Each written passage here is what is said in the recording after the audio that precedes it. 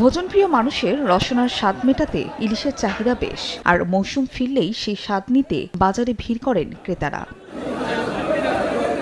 চলতি মৌসুমে চাঁদপুরের বড় স্টেশন বাজারে ইলিশের সরবরাহ কম বলে দাবি ব্যবসায়ীদের, তাই দামও হাঁকা হচ্ছে বেশি। এক লাফে কেজিতে বেড়েছে 1.5 থেকে 200 টাকা। এর পেছনে ভারতে ইলিশ রফতানির ঘোষণাকে দুষছেন ক্রেতারা। বাংলাদেশের জনগণ না খাইয়া ভারতের মাছ দেওয়ার মধ্যে আমার এটা কি কৃতিত্ব বাংলাদেশ সরকারের আমরা বুঝতে পারি না। সাধারণ জনগণের ক্ষমতার বাইরে ইলিশ মাছ সবাই খেতে পারে না। তো মুন্সিগঞ্জের মীর কাদিম আড়তেও একই অবস্থা। একদিনের ব্যবধানে ইলিশের দাম বেড়েছে 150 টাকা পর্যন্ত।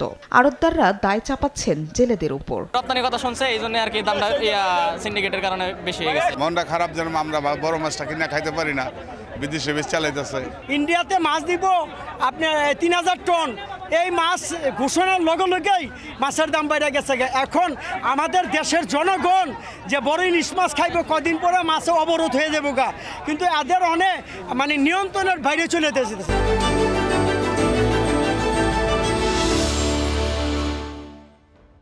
সোমবার বাজারে 1 কেজি ওজনের ইলিশ বিক্রি হচ্ছে 1700 থেকে 1900 টাকা, যা রোববার ছিল 1550 টাকা। আর 1.5 কেজি ওজনের ইলিশ 2100 থেকে বেড়ে 2300 টাকায় বিক্রি হচ্ছে।